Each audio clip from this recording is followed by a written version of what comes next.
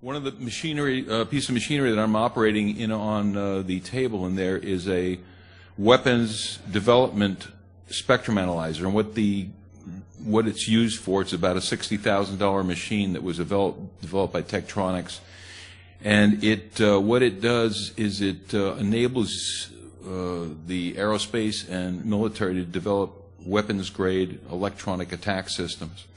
And one of the things that it does is that when you have a electronic weapon attack, this machine locks onto it and captures that wave.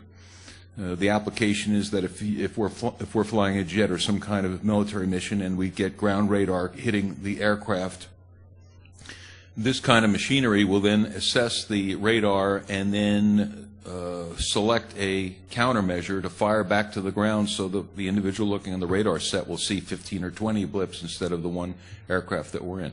So the application on this machine is that it was for making electronic warfare aggressive equipment and also defensive equipment.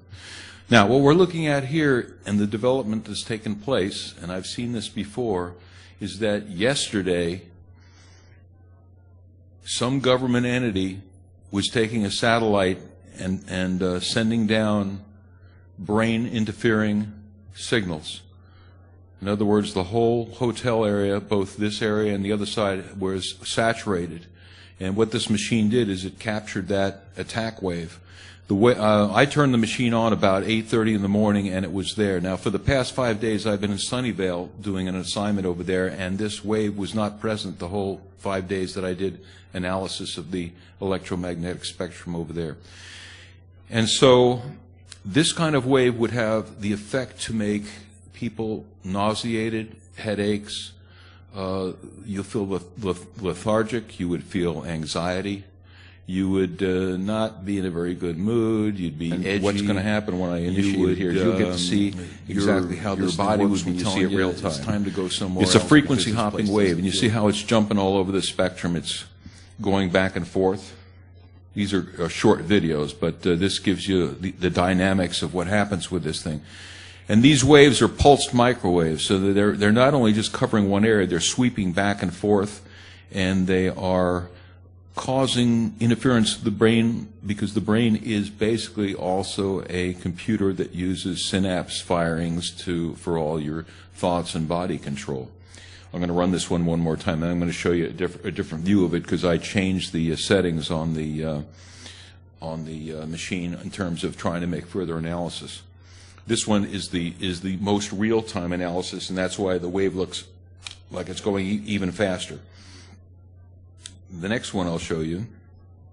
Now, in this case, I'm using what's known as the marker, and that's going to be this little blip right here you see. Once I animate it, what the blip does, this is what's known as sig track. So it's going to jump around, even though the actual wave that they fired at us is jumping around. The sig track is going to follow it, and you can see that here, that little V that's on the top. And what that does is it will moves with the signal as the signal jumps, and as a consequence, you can see up in the top up here, we're getting a chance to look at the actual power levels. The number that's rotating in the upper right corner says minus 50, 50, 40. What it's doing is summating those different power levels that are being fired at. Now, the actual level of this thing, in terms of its power right now, or when we captured it, it's running about 2 times the power of an FM radio station. Now, if you think about an FM radio station, normally they can be anywhere from 35 million watts to somewhere in the range of 50 megawatts. So for a signal to come up to these levels where you're roughly twice your ambient FM station, means that we're dealing with a fair amount of power coming out of the sky. Get this thing to run one more time, and then we'll move on to the last one.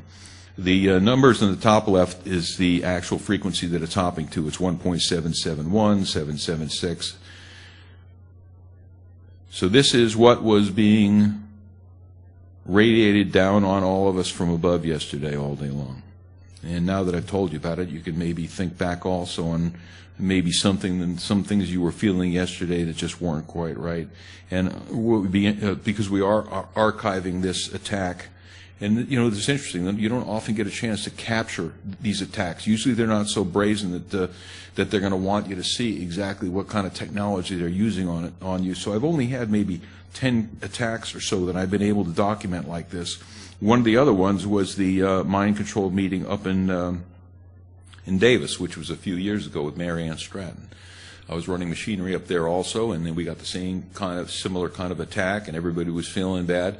That particular meeting was in a church that was out in a farm area, a little bit south of Davis. So I went out there with my binoculars to see if I could see any vans or any kind of cell towers or any kind of other sources that could have caused that wave, but there was nothing around. It was, once again, coming straight out of a satellite. In my information here, we'll have a look at what some of those satellites look like as we move towards some of the other systems. But this is a special thing to be able to capture one of these things. Now, here's the last animation on this thing. And what I did on this one is I made the bandwidth wider, so we're able to see it jump over a wider range. It doesn't stay at one frequency, and that's one of the reasons that it's so efficient at causing brain interference, is because, you know, it's not just going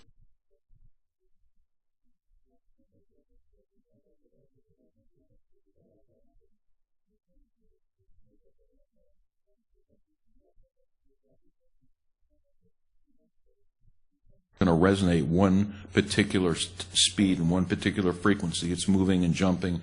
And the overall motion in and of itself has a frequency to it. So this is the real deal satellite type electromagnetic brain interference type of situation.